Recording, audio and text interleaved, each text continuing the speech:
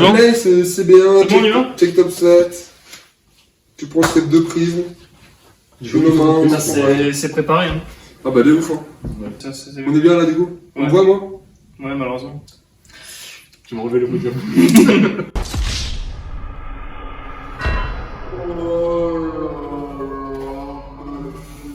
Bonjour à toutes et à tous et bienvenue sur une nouvelle vidéo de la team En repos. avec Axel et Thomas pour vous parler de la news brûlante du jour, à savoir Axel. La banlist de Bushiroad US. Voilà, Ouais. la baliste anglaise que tout le monde attendait puisque la baliste Jap est sortie Thomas un peu plus tôt. Ouais ça lors de la conférence qui a aussi annoncé Wilderness, Donc, etc. mi-juin. Ouais, c'est un peu avant et genre la banlist, allez ciao les nazes. Et puis on pense ah ouais la banlist et tout. Et le vendredi ils ont dit du show de c'est arrivé, les gars, ne vous inquiétez pas, début juillet, petite banlist. Alors, ce que Thomas essaie de dire, c'est pas compréhensible, c'est qu'en fait, moi je suis désolé, mais j'ai compris, j'ai suivi les événements, mais vraiment, t'as une façon de t'exprimer, des fois c'est compliqué quand même. C'est qu'il y a eu la banlist Yap, du coup, mi-juin, à peu près, le 14, je pense que ça. Ouais. Et on attendait la fin de semaine en se disant, bon, bah d'habitude, il y a un petit décalage de 2-3 jours, le vendredi, on a la banlist par Bushiroad US. Sauf que cette fois-ci, ils ont attendu 3 semaines, donc plus ou moins la fin des BSF, pour nous sortir la banlist. Et on savait pas à partir de quand elle serait effective non plus. Donc elle est tombée ce matin, elle sera effective à partir du 22, donc si je me trompe pas, juste avant les BRO. Donc là pour l'instant tous les decks Ouais, qui c'est ça, sont encore joués en local pour une raison ou une autre. Si vous voulez vous amuser à la surprise ou pas. Et du coup on a une banlist qui est pas forcément celle qu'on attendait partout. Pour le standard, c'est les mêmes changements qu'au Japon. C'est-à-dire Darkstrain Dragon passe à 1 Ouais. et Magnolia Elder et Choice Restrict avec Inlet Pulse. Bah du coup techniquement il n'y a pas de grosse surprise. Non, Alors, non. pas de surprise. pas de surprise, Non, c'est mais attendu. on sait. Alors du coup moi je m'attendais quand même à peut-être un peu plus, ou peut-être une différence. En vrai je m'attendais peut-être une différence parce que du coup, ce qu'on se disait juste avant avec Thomas pendant que tu étais parti, c'est que ok on touche le deck le plus représenté qui est Manuela Inlet, on touche Bastion qui est sûrement à peu près Le numéro 4. ouais dans cette 400. zone-là à peu près je pense. Ouais. En termes de représentation en tout cas, dans les tops. Par contre du coup il y a Gravidia et Seraph qui sont entre deux. Alors attention je sais pas comment on toucherait ces decks là, mais en tout cas il n'y a rien pour eux. Alors moi ma théorie c'est que du coup au Japon Darkstrain a été limité parce qu'il se base sur des gros tournois japonais. Je crois qu'il y a un VMC ou un gros tournoi WGP qui a été gagné du coup par Bastion qui jouait 4 Darkstrain et qui était genre la version tu vois de Bastion. Oui. Et du coup ils ont voulu limiter ce deck là qui avait performé à ce gros tournoi japonais et à mon avis les Anglais ont eu je fais je comprends pas trop pourquoi c'est là mais on va le mettre quand même tu vois. Ce qui est un peu dommage, du coup, je comprends cet argument, et c'est vrai que du coup, vu qu'ils ont pris 3 semaines pour nous faire une banlist différente, et que le format, visiblement, pour nous, Bastion, c'est beaucoup moins un problème que le son d'autres decks, en tout cas, pour ce qu'on peut voir dans les tops. On aurait pu s'attendre à peut-être un petit chose un petit peu, d'un peu différent, en fait. Bah là, comme on regardait juste avant aussi les pie charts que fait Fuzzy Paradox, et en fait, on voyait sur le nombre de victoires au monde pour les BSF, en fait, il y a autant de Magnolia que de Gravidia. Il y en a qu'un seul qui se fait toucher. Alors du coup, tu prends sur les top 1 et pas les top 1. Ouais, c'est uniquement sur les top 1. Et Prison est un peu en dessous quand même. Ce genre. Donc bon, bah, au final, donc comme on pouvait s'y attendre, hein, la banlist c'est plus ou moins, quand même très très mal. Elle est littéralement copié-collé pour ce format. Et un petit peu décevante, mais c'est pas trop dérangeant. Non pour le coup ce qu'on disait c'est que c'est le format qui avait le moins c'est de la moins touche. Ouais, c'est tellement. Ça va, en vrai, c'est la meilleure partie de la banlist. Oui, C'est pas faux. oui, c'est vrai. Passons maintenant au V Premium. Donc, avec un énorme changement pour tous nos joueurs, tous nos consommateurs, tous les joueurs qui aiment la nos consommateurs de poissons. En fait, il y a une carte qui est présente sur cette banlist et c'est Prism Image Rosa. Donc, c'est la petite G2, celle avec les cheveux roses qui donne de la stabilité. Ouais, en C'est gros, tout, c'est c'est tout ça. en fait, c'est le moteur de CA du deck Prism, enfin l'un des moteurs de CA du deck Prism, et Prism étant malgré tout le deck le plus représenté en top, puisque encore une fois, quand tu regardes les pie charts, il y a 3 decks qui se démarquent, hein, c'est Prism, Gold Paladin, surtout Gurguit et Grand Blue. Arrive en 4ème bien sûr d'autres trucs comme Lua, Vanquisher, etc. Ouais, vraiment, pour le coup, en termes de résultats, Prism est un deck est le deck numéro 1. Et c'est un deck qui avait déjà été touché, qui avait déjà été ciblé par la précédente banlist, ça n'a strictement rien fait. Là, par contre, ils vont casser les jambes. Et par contre, a été touché également à la précédente banlist Gurguit, puisque maintenant c'est devenu plus fort. Enfin, c'était devenu à la présente banlist plus fort et ça n'a pas été touché à celle-ci. En fait, Et ça se chope du boost en prochain 7V. Ouais. moi, ce qui m'arrange vraiment, c'est que je trouve que V, c'est assez redondant, en fait. Ça fait quelques fois où on se dit, bon, bah, V, c'est peut-être pas ce qu'il faut, mais peut-être que la prochaine fois, ça ira mieux. Et à chaque fois, ça va pas forcément mieux. Les sets, alors peut-être que la grande collection qui arrive va peut-être changer un petit peu la donne, je sais pas trop. Par contre, il y a un truc qui permet à Gold, en plus d'aller une tuto en Percival. Ça c'est marrant parce qu'en fait, ils te restreignent Perceval. Ouais, on fait une banlist, on met Perceval à 1 et dans le set Pour tous les d'après, ils te sortent un truc qui va le chercher. Tu fais bon. Ah, c'est pareil avec Luard où il y a le nouveau grade 3 qui Ouais, compte puis- comme un grade en main et en drop. Plus de- Et donc du coup tu peux le mettre en soul et du coup ça te donne déjà le crit +1 à tout le monde. Tu te dis bah en fait c'est les gros decks depuis 2 ans et ça n'a pas évolué. Ce qui me fait peur, c'est que du coup, je suis pas vraiment un résultat au Japon pour V, puisque c'est un Mais format je crois que c'est au Japon, V c'est le format où j'ai l'impression qu'il y a le moins de visibilité en Je crois fait. que alors, je crois que Chris en parlait cette semaine en stream, où vraiment, peut-être que le V, c'est peut-être là où il y a le moins de tournois, entre guillemets. Parce qu'en fait, actuellement, en tout cas. S'il n'y avait pas le BSF, tu vois, actuellement, genre si on n'avait pas les pie charts et tout, tous les résultats, moi je saurais même pas quelle est le méta en fait en V, tu vois. Enfin, je pourrais vite fait discerner quelques gros decks, tu vois, mais je pourrais pas dire, bah oui, lui il a le plus de top sur tel tournoi, etc. Le japonais, on voit beaucoup de résultats d'overdress et beaucoup de résultats enfin, pas peu de résultats de voit premium, beaucoup de mais overdress. comme nous on joue beaucoup en premium, On s'intéresse plus. on s'y intéresse plus et du coup on a plus de résultats, on voit quels sont les meilleurs decks. Puis t'as des youtubeurs vraiment spécialisés premium comme Maxime Solem, etc. Qui vont vraiment donner, faire des tier lists, etc. Oui, qui vont alors un peu faire vivre le format. Ouais, alors que sur V, je trouve qu'il y a moins de visibilité. Après, c'est peut-être mon avis, peut-être parce que je m'y intéresse pas. D'ailleurs, on est dans une bulle et du coup, bah, Twitter, bah, tu suis un petit peu ce que tu suis. Oui. Mais Vu que il y a c'est la chaîne de WCC qui présente les tops et on voit que les top V c'est très varié. Donc vraiment la méta V entre chez nous et au Japon elle est totalement différente. Bah déjà la banlist précédente était totalement différente parce qu'ils avaient absolument pas la même méta.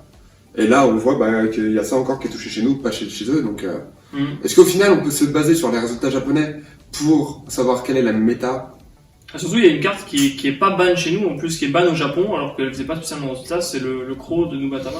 Oui. Koshigara. Ah oui. Koshigarasu qui est pas touché chez nous. Ouais, mais ça, c'est vraiment un ban préventif de la prochaine V-Clan collection. Je pense que je le présente comme ça parce qu'en fait, le prochain grade 3 de Nubatama permet de générer beaucoup de protect en main facilement.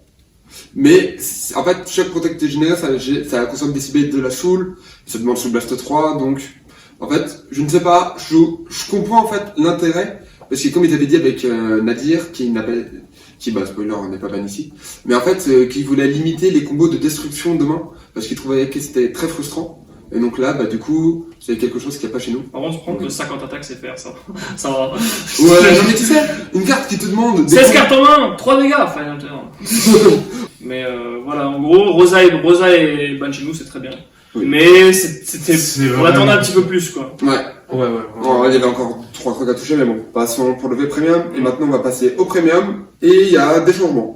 On va commencer par le plus significatif. Alors déjà, on va parler de la banlist japonaise. Qu'est-ce qui est sur la banlist japonaise pour le premium? Nadir. Donc, ouais, qui est donc un grade 3 Kagero, qui dit sous blast 3G3, globalement. Enfin non, c'est ça, sous blast en acte, pas once par turn, Ouais. sous blast 3G3. Si tu le fais plus 15 000 et l'adversaire choisit 6 de main ou board et il les retire. Donc du coup, en fait, c'est un combo discard 6, 12, 18, etc. Qui marche très bien en PM parce qu'on a l'engine Eugène qui surcharge beaucoup. On peut jouer beaucoup de grade 3 grâce au Heal Gardien, etc.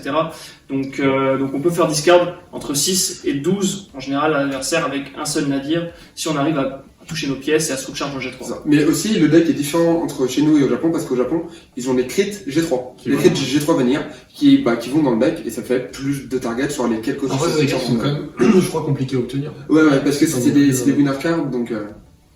Mais bon, Ouais, le deck est un peu différent au Japon, Ouais. donc il s'est pas touché là-bas, pas chez nous. c'est ça. Et c'est tout ce qu'il y avait sur la banlist japonaise. Ouais. Ouais. Et après, je veux juste rajouter que quand même le deck peut faire peur quand on voit le combo comme ça, mais ça reste quand même Oui, relativement peu stable. Ça peut sortir, mais moi ça m'aurait pas gêné plus ou moins qu'il le touche, juste pour limiter cette interaction en fait de défausser 12 de sa main. Et puis, voilà, si le mec c'est a une un main- côté très high roll en fait. c'est un Quand côté on a très sorti, roll, mais tu vois, imagine tu tombes dans cette tranche où le mec réussit Ah, à ouais. roll, tu vois. Et... Ah, mais ce que je veux dire, oui, c'est. Et là, tu restes- J'allais dans ton sens en fait. Dans Oui. le sens, c'est high roll et du coup, c'est un peu frustrant en fait Oui. quand ça tombe de lui dire, bah là, je joue pas. Par contre, quand vous jouez contre Amon, c'est très très drôle. Et donc, le premium, on va commencer par le plus significatif. Ouais. Mega Colony, on pouvait s'y attendre. Une restriction à 1 du fabricant Dragon of Lunation. Admirez mon accent. Enfin bref, c'est le dragon qui permet de caster un order gratos. Il est désormais à 1 dans Mega Colony. Donc, j'ai beaucoup joué le deck, je pense, comparé à vous. Ouais. Je l'ai pas joué. Moi, du coup, j'ai un peu joué contre. Et en fait, attends, j'ai joué contre, mais je l'ai pas joué. Ouais. Mais en fait, c'est c'est une vraie fausse destruction. Parce qu'il y a une méta 1, genre, pour dire, hey, si vous l'avez, vous pouvez toujours le jouer. Mais ce qui était fort, c'était vraiment d'enchaîner les dragons avec le boost du Persona Ride, pouvoir enchaîner les Draw 3 ou alors les Rebound 2 avec les Calbane. Donc, voilà, il est à 1. Est-ce que ça tue le deck? Oui, totalement. Mais parce que Mega Colony possède beaucoup de cartes pour Counter Charge, possède aussi quelques effets pour Soul Charge. Donc, est-ce qu'il y a pas une version où tu vas quand même jouer le livre pour le hardcast au cas où, puis si t'as le dragon au cas où, le ride pour piocher 3. Ça fait beaucoup de au cas où. Ça me fait moins peur si c'est ça. Voilà, voilà. Mais du coup, voilà, le deck Order Colony tel qu'on le connaissait, il est démoli. Voilà, maintenant, vous pouvez faire ce que vous voulez. Enfin, le retour de Gredora, il y a toujours Gredora, ça c'était évident. Mais voilà. Moi, c'est que si on avait Gredora à Mega Colony, je pense que le deck actuellement il peut pas vraiment jouer. Ah non, mais le deck il passe de top méta à bottom tier. Hein. Voilà, donc. Ouais, bottom tier, je sens plus. Enfin, ça dépend, je sais pas. Ah, Faut dire qu'avant ce combo-là, on voyait pas trop de Mega Je suis clairement pas d'accord. En fait, j'ai joué contre Nafis qui jouait une version avec Gredora G3 et avec Inlet Pulse qui était franchement très solide. Hein, et en fait, là où je suis pas d'accord, je te reprends pas totalement, c'est que pour moi cette banliste elle est nulle à chier. Parce que déjà, alors, pour moi l'interaction elle est déjà problématique en fait. L'interaction entre tu joues un order gratos depuis ta drop avec des cartes qui te disent CB3 sous Blast 3, Draw 3 plus 10 000 à la front. Juste, ciao l'interaction, tu vois, tu la dégages. Je veux dire, et en plus là on la casse pas totalement, puis on la limite que dans un clan, donc ça veut dire que peut-être dans le futur on aura des problèmes avec Grey de Nature, avec Grand Blue, avec Aquaforce. Mais je vois plus vraiment Grand Blue qui est un deck qui peut aller chercher ses pièces, tu vois, que les autres. Mais ouais, franchement, c'est problème quoi. Pourquoi ne pas juste casser l'interaction tout de suite, tu vois, et puis on en parle plus, tu vois. Non, je suis d'accord. Tu bannis la carte, franchement, tu bannis cette carte, personne n'aurait pleuré. Hein. Là, parce que c'est que la première partie. Oui, parce qu'il y a une autre restriction en premium qui est. Alice, ça commence bien en vrai. Oui, en vrai, voilà, pour la première carte, c'est Declare d'Alice qui va être choice restrict avec. Allez, on se dit quoi? Ginny? Ouais, Ginny? Non. Oui, avec Dark Lord Princess. Un bon stride, un truc qui. Ouais, non. Masquerade Master Harry. Voilà. Je sais, attends. On aurait dû acheter un petit peu. Voilà. Non, mais en vrai, franchement, pour avoir joué un peu. Ça sert à rien. Entre Nightmare Doll, etc. Je dirais pas que ça sert à rien. Franchement, perdre. Pour un deck Pelmoon, perdre MMH, c'est quand même chaud. Ouais. Franchement, c'est chiant, mais c'est pas. Ça tue pas le deck. Vraiment, franchement. Tout le moteur principal du deck est Bah ouais, en fait, y a rien qui est. En fait, ce qui me pose problème, c'est qu'en fait, les deux cartes, elles ont aucune interaction ensemble, ou quasiment aucune, en fait. Et on va pas se mentir, la plupart des games, tu vas faire Dark Lord Princess into. Yvette, voilà. Ah, c'est le nouvel. C'est la sorte d'un grand. Bravo. Bonjour, mamie. Non, mais voilà, tant que Dark Lord et Yvette le deck reste jouable, peut-être. Tout aussi fort, en fait. Tu vas faire le même out que. Oui, clairement. Ils ont rien mis sur bon, ok. Vraiment, on va. Ouais, ce que je trouve un peu frustrant avec cette liste, c'est qu'on sent qu'ils voient qu'il y a des decks qu'il faut toucher. Mais par contre, comment les toucher, par contre, c'est encore un autre problème. En fait, ce qui est vraiment frustrant avec cette banlist, c'est qu'en fait, on a l'impression que vraiment ils touchent des cartes qui n'ont pas d'interaction ensemble, en fait. C'est-à-dire que Alice a un combo avec Ginny et Leslie, et MMH, en fait, il est là au cas où, tu vois. Ouais. Et en fait, c'est pas une carte qui est clé dans le combo. En fait, tu peux très bien faire Dark Lord of Princess et Yvette sans avoir à sortir MMH et réussir ton combo et gagner quand même, quoi. Pareil, l'interaction Rewrite G2, au final, MMH, il a aucun impact dans cette interaction-là, en fait. Donc, soit il fallait limiter d'une façon ou d'une autre le combo de la multi-attaque de Alice, d'une façon ou d'une autre, soit il fallait limiter Dark Lord, ou, je sais rien, mais faire quelque chose pour que la multi-attaque qui tue sous Pelmoon et qui est vraiment un peu trop forte, soit limité, mais là, MMH, pour le coup, c'est un play qui arrive pas si souvent que ça dans les games. C'est vrai que c'est vraiment con, parce que Alice, c'est une bonne carte à toucher, c'est juste sa deuxième à côté, on s'en fout tellement, oui. Il n'y a aucun choix, en fait. Enfin, le choix, il est... il est évident pour les joueurs. C'est ça. Après, le seul truc, quand tu limites les matchs, c'est que ça rend le deck plus sensible à certains match-up. Link Joker, Link Joker, ouais, c'est tout. Mais au final, Ouais, final, c'est déjà pas mal. c'est déjà pas mal, mais ça a pas plus d'impact que ça. Quoi. En fait, vraiment, tu tapes à côté. Quoi. T'essayes de limiter en tapant à côté. Quoi. Pour conclure, qu'est-ce que vous pensez du coup de cette banlist? Je vais commencer par Thomas, peut-être. Ouais, elle touche des trucs, pas suffisamment, et pas ce qu'on veut. Enfin, si, elle touche les trucs qu'on veut, mais à côté. Ouais. Genre, il y a une cible, c'est pas dedans. Ouais, en fait, il y a juste de fléchettes, et du coup, le deck, c'est les fléchettes, mais tu tapes pas forcément dans les bonnes pièces, quoi. Ouais. Sauf pour Megako. Là, bon. Bah non, tu pouvais, Arnaud, tu pouvais dégager le dragon tout Oui, simplement. tu pouvais dégager, oui. Ils ont tué la bonne carte, mais peut-être pas dans le bon nombre, quoi. Ouais, c'est ça. Et en standard, quand même, la bonne biche, c'était attendu, c'était le même ça me dérange pas tant. Ouais, voilà, c'était attendu. Et du coup, pour mon avis sur la banlist, je rejoins Thomas. Par contre, du coup, je vais ajouter un petit point qui t'avais peut-être abordé, je sais pas, mais je trouve que depuis qu'on a plus Keita Mori, les banlists, il y a beaucoup moins de transparence du côté de Bushiroad. Et je trouve qu'actuellement, les banlists, en fait, pratiquement, on a peut-être vu une seule vraie banlist de Keita Mori, mais j'ai trouvé qu'elle réglait tellement énormément de problèmes que depuis qu'il est plus là, on a des banlists qui essaient, qui essaient peut-être, en fait, mais qui se tapent pas mal à côté. Et des fois, on se demande, est-ce que Bushiroad joue vraiment leur jeu en fait? Mais vraiment, c'est une vraie question. Est-ce que juste ils ne voient pas les résultats? Ils essaient de comprendre sans vraiment avoir tout ce qui se passe derrière et toucher des cartes parce que pour moi, vraiment, le MMH Alice, c'est vraiment le plus étrange. Le grand écart. Ouais, vraiment. Donc, est-ce qu'ils ont compris un peu comment fonctionnaient les cartes entre elles ou est-ce qu'ils touchent un petit peu en se disant c'est peut-être bien? Enfin, ça se voit que Bushiroad ils jouent pas leur jeu en fait. Enfin, ou alors. Mais même sans jouer, en fait, tu peux ne pas jouer et voir un petit peu ce que disent les gens, et te dire, ok, donc d'après eux, c'est ça qui me fonctionne, et quand tu regardes le combo, tu fais, oui, en fait, c'est ça. Tu regardes une game sur YouTube et tu comprends. En fait, pour moi, le nouveau producteur, c'est un mec du marketing qui ne comprend rien, tu vois. Et ça se voit dans beaucoup de trucs, tu vois, genre, je veux dire, un truc tout con, tu vois, où je l'ai interpellé un peu sur Twitter la dernière fois, je lui ai dit, mec, les PR qu'on a dans les kits de preview, c'est pas des PR impactantes, alors que des PR impactantes ils les sortent pas. Les artworks qu'on a sur les tapis, c'est des artworks d'unités que tout le monde s'en fout, tu vois. Je veux dire, putain, faites-nous, un mec qui connaît à peu près le produit et qui joue à peu près au jeu, serait ce qui ferait plaisir à ses clients, tu vois. Et là, en l'occurrence, pour moi, c'est pas le cas, tu vois.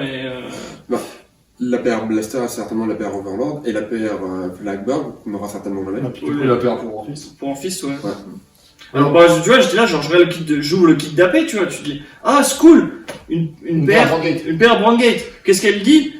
Sous l'instinct, 2000 pour chaque set order. Wouh! Je referme le kit d'AP. Et puis, tu vois le playmat, tu dis, mais il est flou!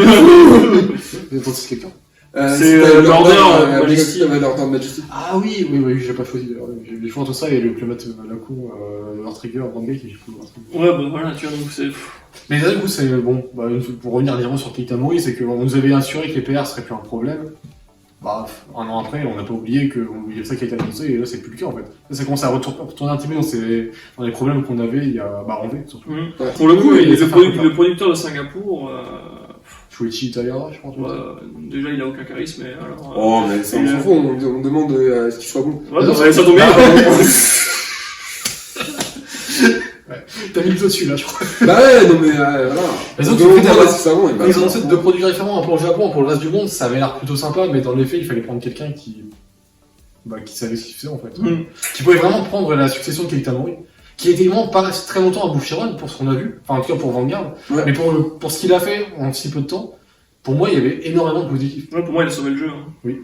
Et là, le jeu est toujours en très bon état. Oui, non, ça va, bien sûr. On râle beaucoup, mais le jeu. Là, on râle, mais je suis quand même, ça va, je suis content à Vanguard, il n'y a aucun souci. Ouais. Juste qu'il y a des choses qui, en fait, je préfère en parler maintenant, parce que c'est des choses qui pourraient, sur la durée, dévier et revenir dans les mauvais penchants qu'il y avait une époque, quoi.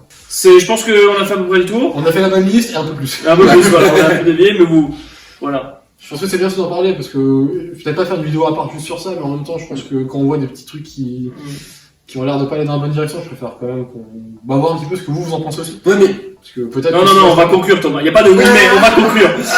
Ok.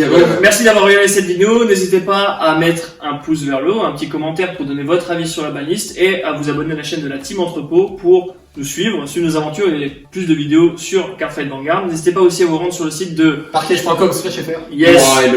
Pour acheter vos cartes à l'unité, vos produits scellés et également vos accessoires. Et aussi vous trial deck Ruby. Yes. J'ai très cool préco les prochaines séries, bien sûr. Et merci de votre soutien sur la chaîne ou que ce soit sur Parkage. C'est vraiment un bonheur de pouvoir continuer à faire ces vidéos avec vous, avec la communauté. Et nous, on se dit à la prochaine pour une nouvelle vidéo de la Team Entrepôt. Salut. Ciao.